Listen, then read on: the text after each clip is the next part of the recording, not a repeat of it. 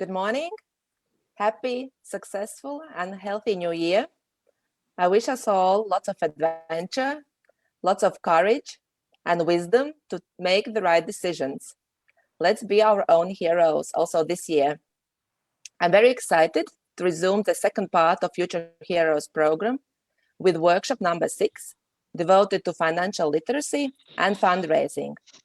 And it is delivered, as always, in partnership with British Council Latvia and SEB Bank Latvia. We will continue to inspire you and develop skills, values, and attitudes of Future Heroes participants to help them grow into courageous, self-confident change makers and leaders. We are really grateful to all the partners, lecturers, coaches, and mentors for their support. Power lies in partnerships. And this morning, I'm really honored to present a successful and courageous woman, a leader, the Chief Executive Officer of SEB Bank Latvia, Mrs. Ieva Tetere. Ieva, you're welcome. Good morning. Good morning, everybody. And I'm really honored to be here to speak with you and also to share my story with you. So I will now share my screen, as I'm not a professional speaker and I'm not a scientist. So what I will talk with you, I will really talk things what I know the best, which is my life story. So I will use this 30 or so minutes to talk through some 4 snapshots of my CV, my experiences, and then a little bit of reflection, what I think about development and about career. And I think if during these 30 minutes, you will be able to take some examples, just small examples for yourself, or maybe not an examples, but just something from what I have talked with you will make you reflect and think. I think that would be the real success of these 30 minutes. So myself, some snapshots. So when I think about myself, I actually want to share that I have graduated university twice, and I have 2 quite different professions. So my first profession was teacher, and I studied English language in University of Latvia. And I wanted to share why, because I'm quite stubborn in my character. And when I was at grade 7, I was invited to participate in English language competition or Olympics in my region, where I'm coming from, and I realized that I'm so scared because I don't know the language so well. So, and then I thought, okay, if I do my best, and I always try to do the best. If you do things, try to do the best what you can. Otherwise, what's the meaning of doing? I took all the books back to, I don't know, maybe grade 4. Went through the language, and then I got the 2nd place in the competition. So that made me think I want to be a better teacher, to make sure that English can be taught really lively and really energetically. So I studied English and I worked 4 years at school. It was a great time of my life. I think that time I remember like passion, satisfaction, a lot of love, a lot of energy. At the same time, I think it also showed that being a teacher is very complex thing. And as I was young, I tried to experiment a lot, to teach through storytelling, to teach through singing. But I realized that not all of my methods work. So anyway, that was a great time of my life. But the times were changing, and I was challenged because times were tough economic-wise, and inflation was more than 100%.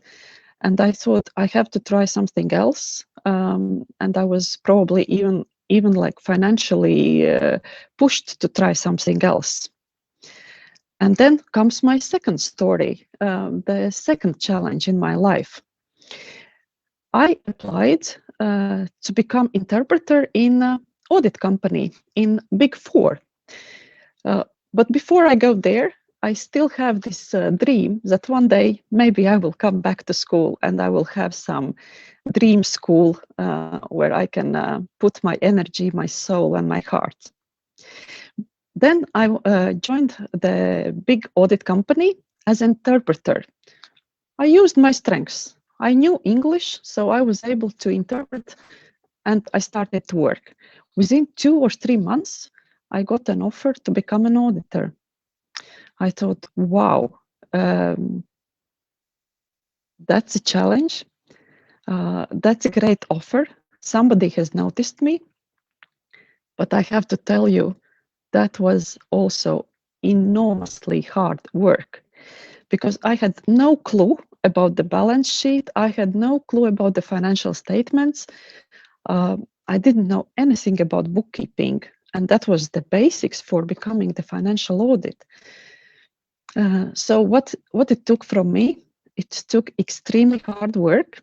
So I had to pass 14 exams to get this sworn British certificate of audit and financial accounting. I still remember that my husband was saying, "Are you sure you're going to do that?" Because for every exam, we had 3 A4 books of such size.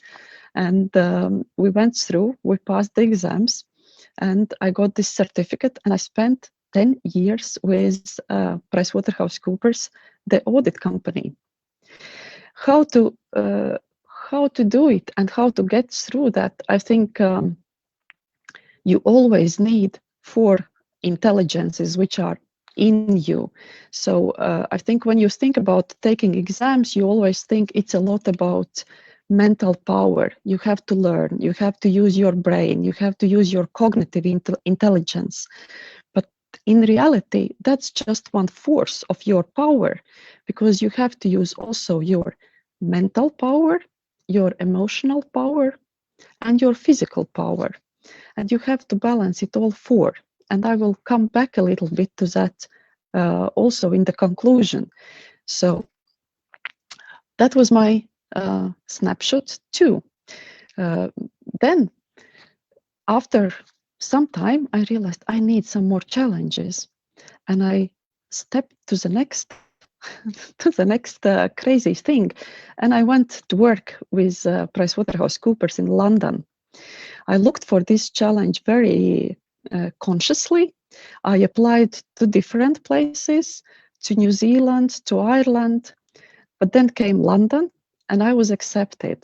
I went there, and to be honest, that was the time when I felt 24 hours are not enough in a day, because I needed to become an audit manager in a country, in an environment where I didn't know the local law, I didn't know the local tax legislation, and I was already audit manager. But I learned really, really a lot. I learned to trust my teammates. I learned to lead the team without knowing the details of the things. And again, use all your power. Open your mind. Listen to your teammates. Listen to your colleagues. Go emotionally with it. Do the best what you can, and you will succeed. So I spent 2 years in London, and that was enormous jump in my career, professionally, because of course nobody can see it, what I have learned. But I think I will always remember that as a great learning time. And then number 4, and I think number 4, it is coming to SEB. And again, I think when I think about SEB, I have to tell you that my stubbornness from becoming English teacher haven't changed, because I have applied 3 times to join SEB as an employee. And with the 3rd time, I succeeded. And I have to tell that this choice to join SEB was not because of next step in a career. It was not about the higher position. It was about the values. I really liked SEB. I knew that SEB is a place where respect comes first. I knew that SEB is the place where integrity is really highly valued. And I also knew that SEB always talks about sustainability, and SEB is not thinking about how can I earn short and easy money. SEB always thinks about longer term sustainable uh, profit and sustainable growth. So that's what I liked about SEB. And at that time, I knew that joining SEB, I will never regret. Even though at that time I had several good offers from other banks as well in the market, but I persistently tried to join SEB and succeeded.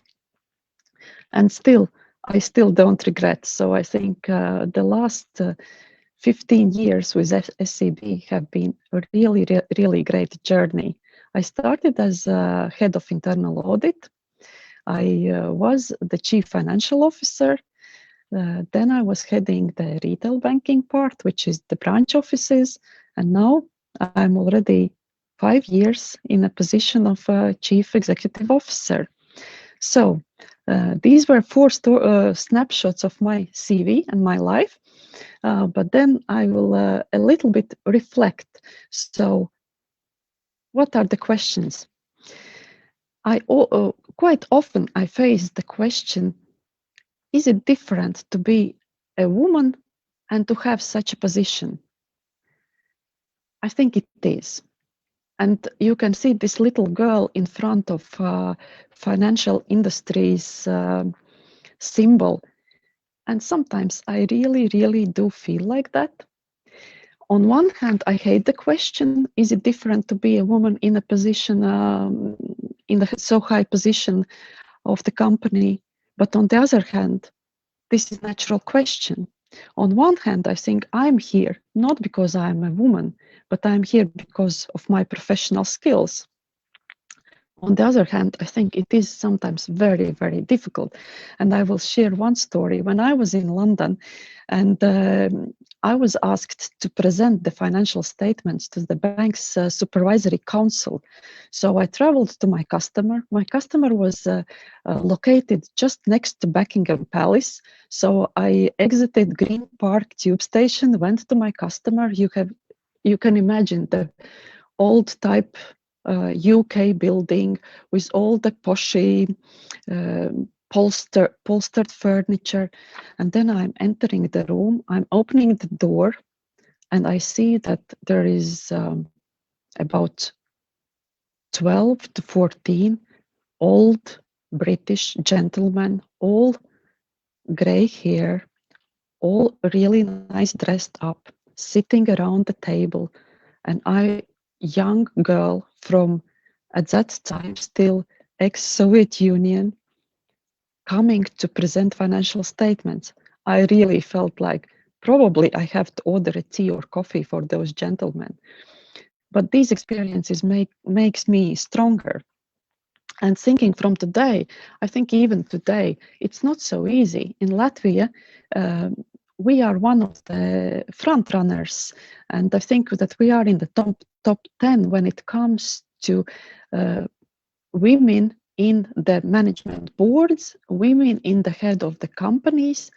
But when you really look on the top larger companies, and if you think whether the chairman, whether the CEO is a lady, you count only few. And when I joined the SEB as CEO and I joined the Financial Industries Association, the Banking Association, I was the only lady going to these meetings. And every time when I entered the room, I felt the conversation stopped for a while because the lady entered. And this you have to somehow overcome, and you have to probably sometimes even use it on your behalf and use it as your strengths. But you will face these situations. Um, and I think it will change over time, but we're not yet there that there is complete inclusion and complete diversity. Sometimes I'm thinking, so what stops us and why we don't have equal power on the chairmanship of the companies? And I think that it is a lot about ourselves. I have spent 26 years in my career, and I see that when there is application for a new job, when there is a need to apply and submit CV, what we can see. If you are a lady, you always think, oh, maybe I can't really apply because I don't have this quality or I don't have this skill. And only when you are 120% confident that you can do this job, then you apply. If you are a man, you are probably 75% competent, but you will try because you have more risk-taking power and you are more brave. So I always try to encourage women to be more self-confident. Take the step, take the risk. On one hand, it is natural that we are a little bit more risk cautious because we always in our lives have to take care of kids, take care of family. But in the professional life, that's needed.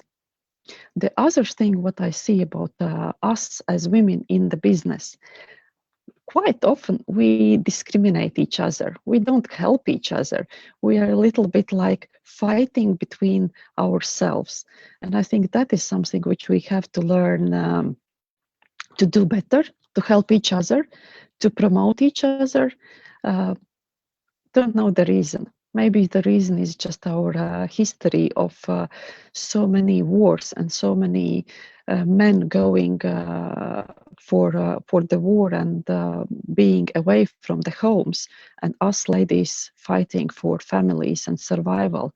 Maybe that comes somewhere there. But let's team up. Let's foster our relationships. That will help all of us to grow and to get further in our careers.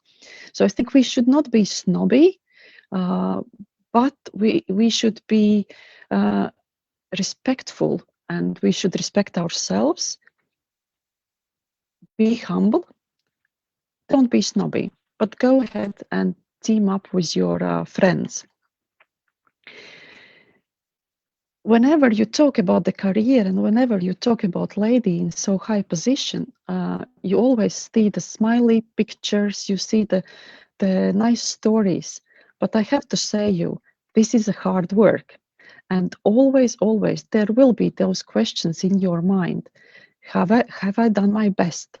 Maybe I haven't done my best for my kids. Maybe I haven't done the best for my family. Maybe I shouldn't have picked up this job because it takes too much time away from my family. These questions always remain.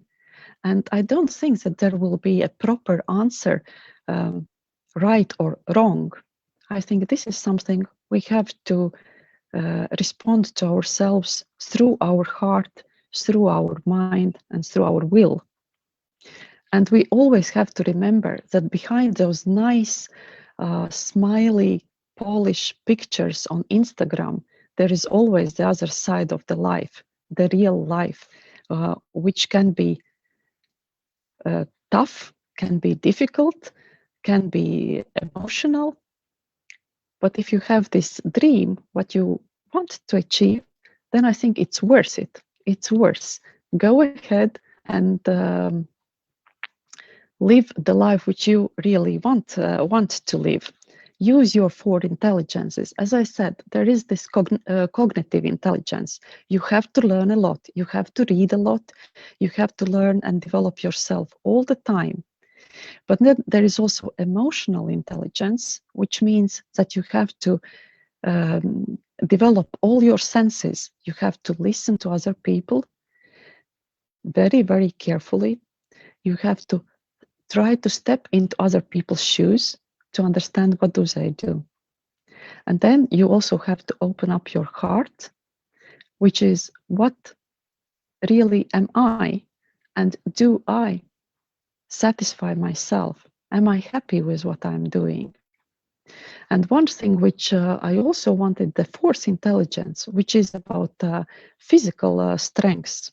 Always remember that your mind, your heart, and your will work better if you will be in a good physical shape. So take care of yourself. Nobody else will do that. Take care on a daily life. So, and another reflection, I was thinking, okay, what has helped me as a lady, as a woman, to succeed in this masculine and malish financial industry? I think one thing, which is I have always tried to be very pragmatic, because when it comes to the business, there is no place for my dislikes or my likes. Imagine me sitting in a meeting and I really don't like the presentation. I'm getting angry about the presentation and it's poorly done. Would it help if I express it that way? If I start to shout? Most probably not. So I try to sort everything with very pragmatic and very rational mind. Another thing, I think I always try to keep my integrity very high. So I respect people. I try to respect as much as I can and try to understand that everybody of us is very different. And I try to gain respect with things like being respectful to others. So never chit chat behind others' back, never spread rumors. Be open, be transparent, and be fair. It's very difficult, but you train it through the years and you get better and better on that on daily life. For example, again, if I don't like how somebody presented financial figures, for example, I can immediately say, this presentation was unprofessional. These figures are not presenting the true story. But I can also say that I felt that the figures didn't persuade me. And maybe if you would have used other figures, you have made a bigger impact. And by that, I'm telling to the person, you could have improved. But I'm not telling that the person was wrong, because maybe when person was preparing this presentation, that's how he understood the task. So respect the others. The other thing which I'm always thinking about myself, I think that I always set my targets very high and maybe even too high. An example can be when I was passing my second education in economics and I needed to choose the thesis for a master degree, I chose EU legislation, which was just passed. And I came for the banks to get some samples and get analysis for my work. And the banking risk people were saying, we don't know this legislation yet. So then I realized, okay, I have taken a bit too far on my thesis, but I did it great. And I, of course, passed it with great marks.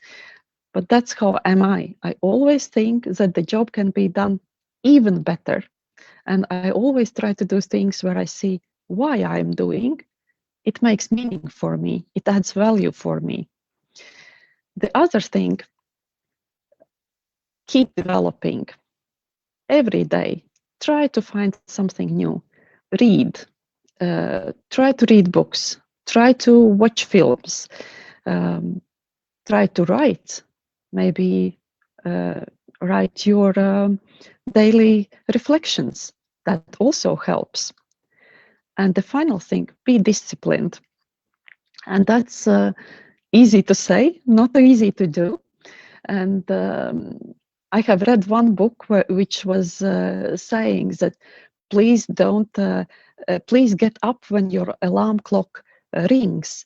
Don't push another 5 minutes, another 5 minutes, then 10 minutes, because you're losing those 10 minutes of your life. You can look at that this way, but of course, sometimes you need also these 10 minutes. But what I mean by discipline, uh, do something what you think is right. For example, I'm doing morning run, and not because it is physical run and I'm getting some sports results, but I'm doing it because I know that these are my morning 20 minutes when I'm really getting my mind ready for the job. And if I miss it, and if I'm lazy and not doing it, I feel it all the working days that I should have done. So that's how I feel the discipline thing. And then do something what you really love. And that's my wish to you. I think if you are doing something you love, that will help you also to be not only emotionally healthy, but physically healthy. So your mind will be healthy. And again, all four intelligences will work for you. And when you are doing something you love, you always share this love with others, and you will help the world around you to become better and better. And my final thing, when I was reflecting what to tell you today, I remembered that once I was listening to our ex-president, Vaira Vīķe-Freiberga, and she was sharing her life story, how she stepped up the career ladder, being a woman and being a foreigner in a foreign country. And she said very brave words. She said, being a woman, it's neither our choice nor our achievement. But at the same time, this should not stop us from realizing our dreams. It's very important, girls, that we do not see being a woman, we do not see this as an obstacle or excuse for not doing something or stop doing. We are here to realize our dreams, and I really wish every of us to get there. So that was my story. So I say big thanks for listening. Thank you.